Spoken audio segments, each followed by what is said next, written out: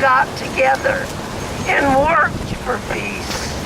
And I think you all know by now what an amazing thing happened with thousands of people, I guess hundreds of thousands around the country, clamoring, there must be no war. There must never be a war again. And there were so many of them, they were heard. I mean, for us, it's hard to believe now because we can have big demonstrations and they're hardly covered in the paper. But then the newspapers helped them.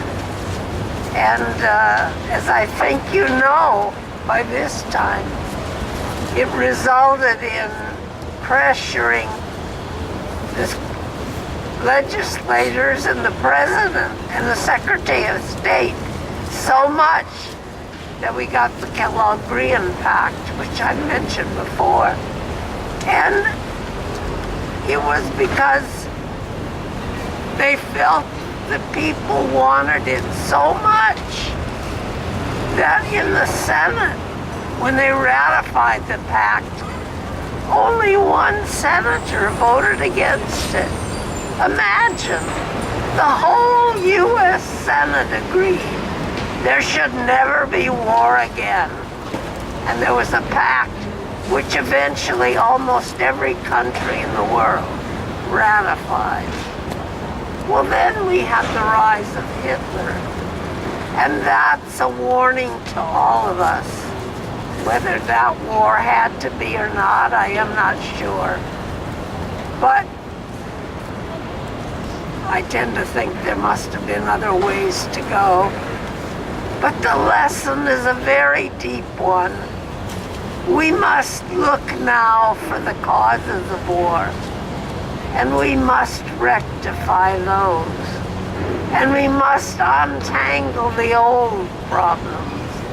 Like now in Syria, the war we started there to get out a ruler that we don't approve of. I guess he's nationalized his oil. Now, the war we had in Iraq is backfiring on it. And a group called ISIS has arisen. And these are mostly have grown out of the Iraq war and were the people we defeated, the people we wouldn't let back into the government, the people from whom we took everything, from whom many of whom were killed and were uprooted and lost all that they had. And the whole country lost all that it had. It lost free education for everyone. It lost free health care for everyone. It lost women's rights and women out in the society. It lost so much. And it's not clear what it gained, if anything. War is not the answer. I think we know that. And we all need to work together now to think critically and to campaign for those things that can prevent war from happening, to put checks on our banks and checks on our corporations, many of whom are actually eager for more war because it means more profit. But we can't think just simply. We have to get to the bottom of it, and we have to help our people. Because we know our people are better than our foreign policy. And we must work with our own people, and with ourselves, and with our legislators, and with everyone, our newspapers, to change our country, or we're going toward final disaster. So let's go forward in hope, in love, and caring, and wise as serpents, but gentle as doves.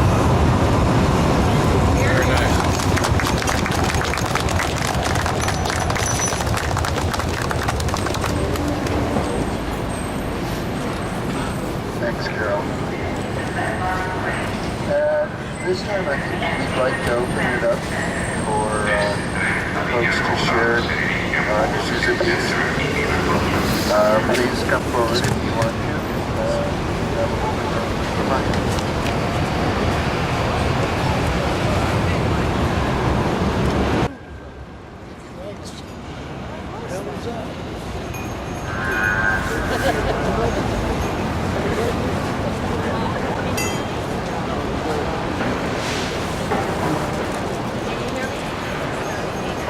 What I have learned is, well, we continue coming down here Fridays, we continue, for this, and we continue talking to any of the groups that we're with, business, the produce IR, congregations, whatever. Keep it up. There's also stuff that we can do in our prayers and meditations that make a profound difference. And this is what I'm learning I can do better in the way I think about other people and the way I interact. And I call it oftener. OFTNR. If I, in order to have domestic violence and to have war, we have to have us versus them. We have to have enemies, you have to have victims and victimizers. And what is most upsetting to me is we have to have silent bystanders and false witnesses that enable or profit off of evil. So we counter that. The O for oftener is objective observation instead of my interpretation or my evaluation or my bias, my projections onto you and my assumptions. And F is my feelings. Get in touch with my feelings. Behind the anger is fear, sadness, pain, and let's address the needs that have to be met with that. And when we meet our needs, we meet the needs of everyone else, because we're all connected. And T is the thought, change the way we think. If we change the way we observe, feel, think, address our needs, and then make requests of ourselves and others without demands or punishment or self-pity or revenge, then we're practicing day by day the powerful peacemaking that helps us think clearly, act rightly, profoundly heal ourselves and others, and then make that shift that's needed. And sometimes that shift happens very, very fast. Thank you.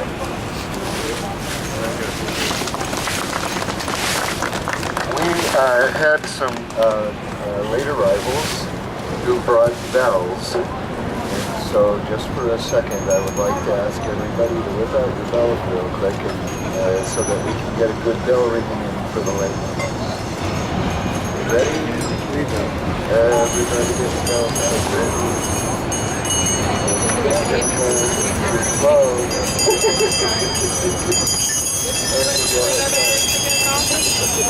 Okay, here we go. 11.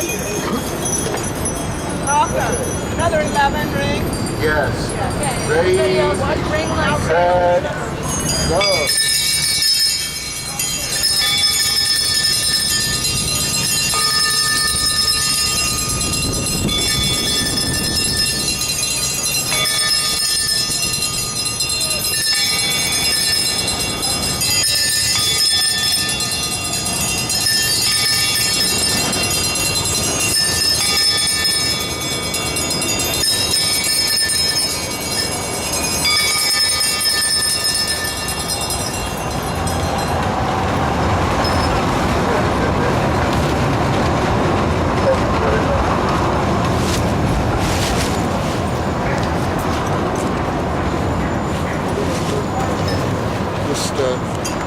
Hold it up so that it's in front of your face. I learned 3 months ago, Closer.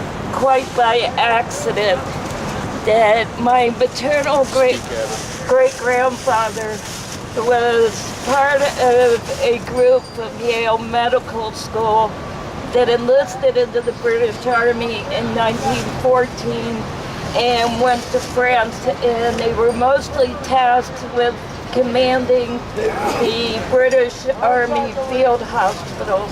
My great-grandfather was tasked as CEO of the 54th, and I went looking for pictures of the 54th hospital, and I cry every time I think of what I saw. And I called my mother, and I said, oh, you know, your grandfather was in the war. And she's like, no, he never ever talked about it. Nobody knew. And it was just by chance that I learned the history. But when I look at the pictures that I found that were taken at the 54th Field Hospital, I get why he didn't talk about it. They were awful. And I'm sorry, I'm going to lose it.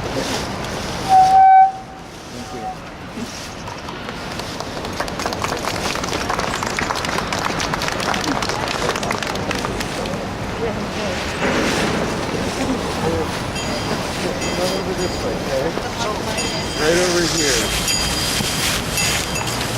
I'd like to share something really quick. If you guys aren't aware of this, last year it became a law in Oregon. If you're a veteran, you can request to have the day off. Veterans get the day off.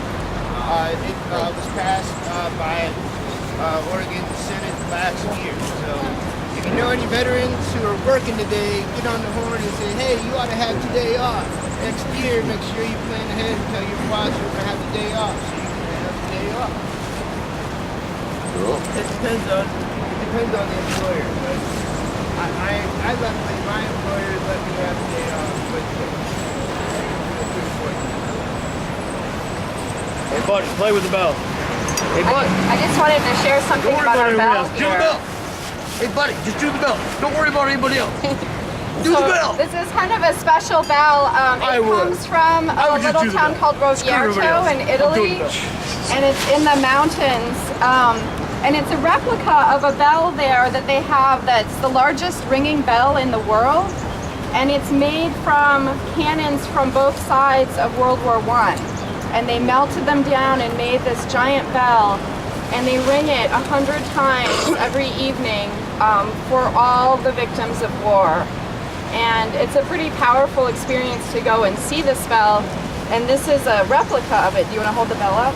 That they gave me there to remember. So to think about, we're here ringing a bell today. There is a bell ringing every day for all the victims of war around the world.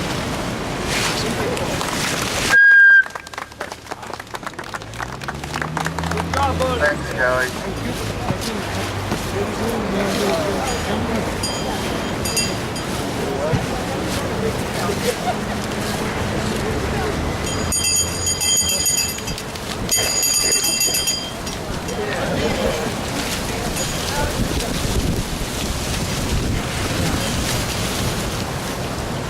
I just wanted to say that,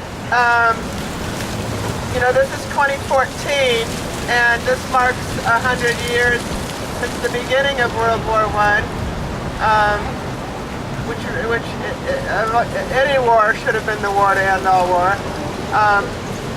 But the other thing that we want to celebrate this coming holiday season is the Christmas truce that happened during that those first few months of war, when troops from all sides came out of their awful trenches and met in no man's land and shared a little Christmas cheer. Veterans for Peace Chapter 72 is working on doing a film screening, and we'll let people know about that, just to share that story, because a lot of people don't know about it. It's sort of a symbol of the possibility that the common man can lay down their arms and see through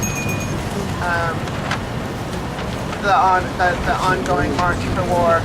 Just think if those people that came out of the trenches would have refused to fight. I think some of them did fire their guns over their heads from that point on, after they made friends with people from the other side.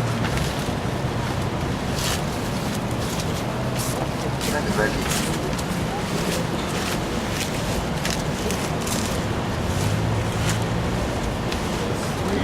Take a moment to commemorate civilians. Thank you. You didn't bring away.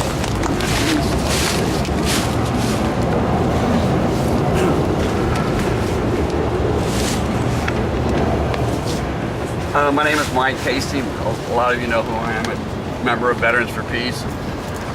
It seems like yesterday was when we went into the first Gulf War, I remember standing up, I think on this pillar, with my camera, shooting taking pictures of all the people that were gathered here.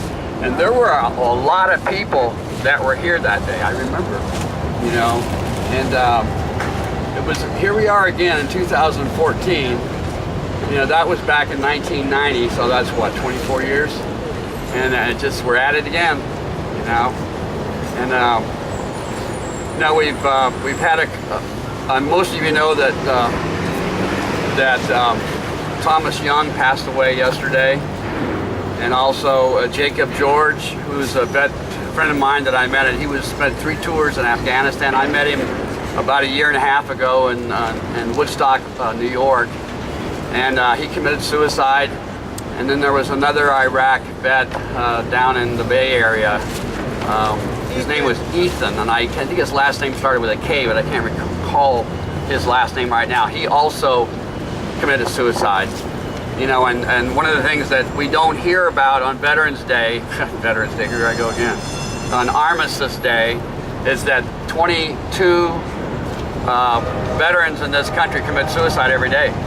That's 1 an hour. Can you imagine that? That's 1 an hour that veterans commit suicide every day. And so we had this idea of all these veterans are heroes, and you know, probably one of the worst things anybody can say to me is for someone to say thank you for your service. You know, it irritates most vets. I mean, it really does. It's so funny when you hear people say that to you. You know, I was I went to Bill Byers' funeral service yesterday. Some of you may have known Bill Byers. He was a Korean War veteran. He was also an atomic veteran. And he passed away, I think it was on October 24th or 25th. He was 85 years old. And so, later we went to the wake at a woman's place that was called, her name was Renee, and she was a member of a group called Northwest Veterans for Peace. I was a member of Northwest Veterans for Peace before I became a member of Veterans for Peace, and that was an organization that got started in 1990, and we met right here when they were starting up just before the war started in Iraq. I should say Afghanistan. And I can remember marching in a parade here. I was like, it was November 17th. November 17th, 2002. That's before we went into Iraq, and there was thousands and thousands of people in that march. You know, and of course we all know that the war started in Iraq on, I think it was on March 19th, 2003, when we launched that war.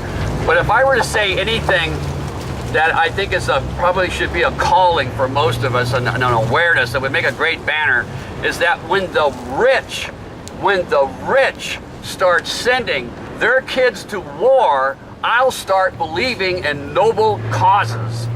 You know, and I think that should be the centerpiece of what we need to say over and over and over again. It's the working class and the poor that die in these wars.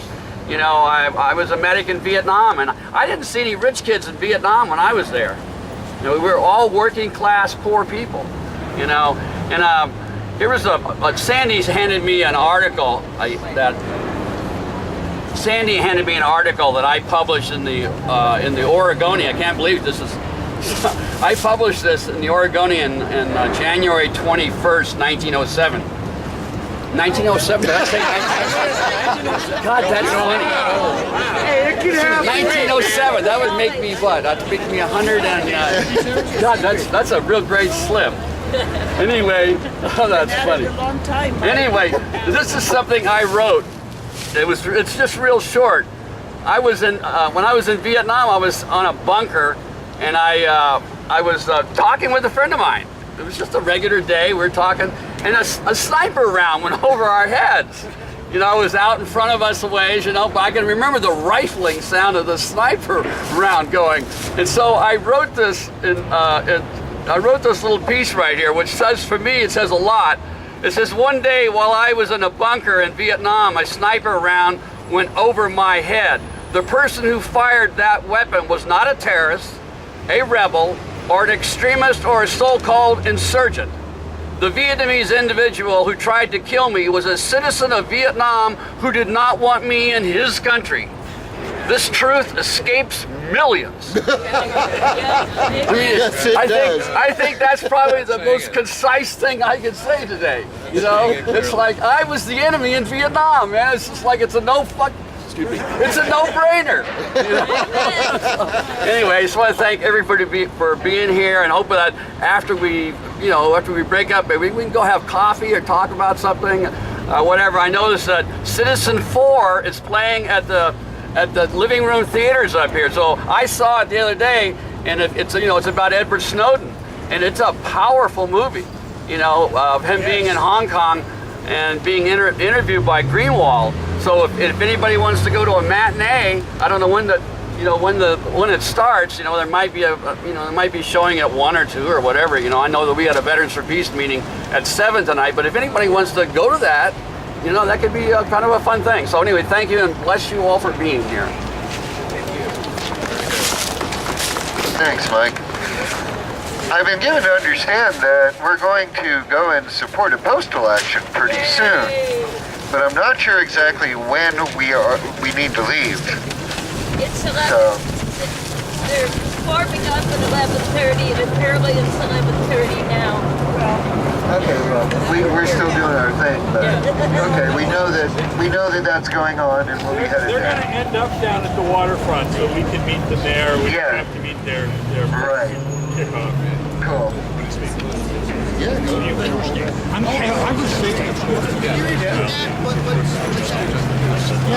There's a march over to Waterpress Park so that we can join the postal workers organization that are coming out to support hiring veterans and commemorate this day also. Okay.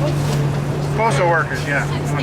All the veterans that are close to losing their jobs if it comes to the postal service go through. I wanted to raise a couple of things here. One of the things I've done here is to create this piece, and I've tried it a couple different ways, so I was rushing today to get this finished.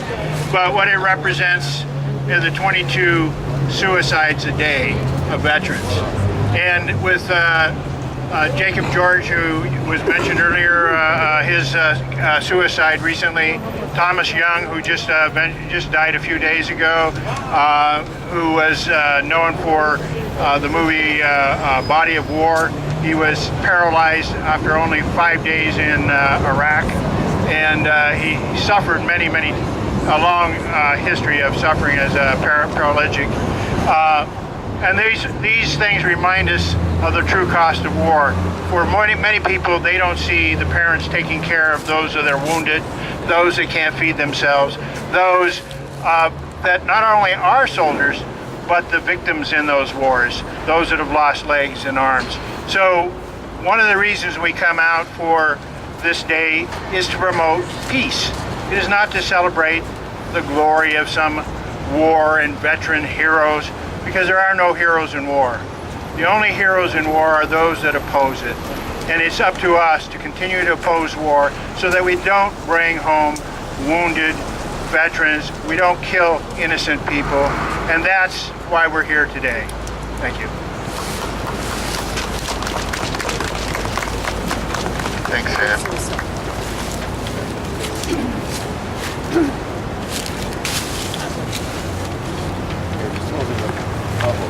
Okay. Hi, everybody. My name is Jenica. I'm president of the Chapter 72 for a couple years. And I want you to know that Mike Hasty has already named our group Everyone Who is for Peace, and he calls us the cream of the crop. And I want you to remember that. People work for peace in many ways. Not one is better than the other because each way is that person's path.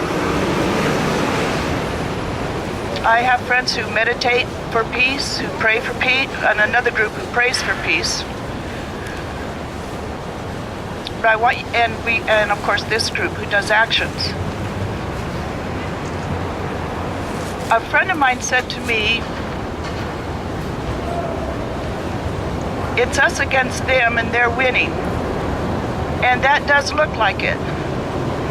But I want you to know that every thought that you have for peace, every word that you have for peace, and every action you have for peace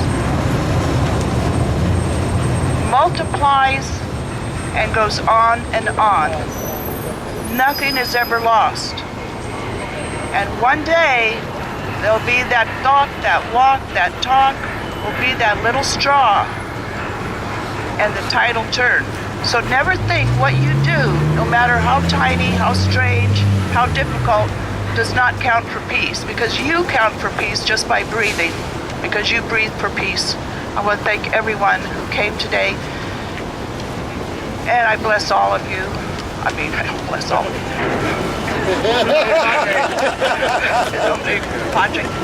Thank you for coming.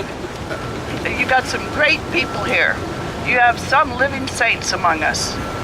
Honor them and be joyful. Have a great day.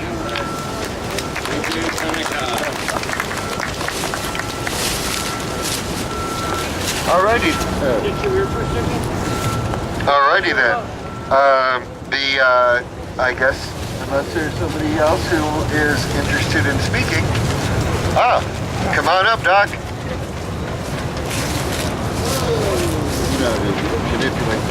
Yes. Well, hello. Can you hear me? Yeah, get a little closer. Can you hear me? Yeah. Yeah, I'm Don Biham. I have a cable access talk show on television, and I work for peace in my own way by wearing my kinds of signs that say how we should behave as citizens to be sure our Congress represents us and votes against efforts toward war, as our president now is moving us. So I agree. And another thing you can do, and that's why I'm out here at this demonstration talking about move to amend, because I think that's important in our collective efforts to have our Congress behave responsibly and stop us from going into another war in the Middle East, for example. Thank you.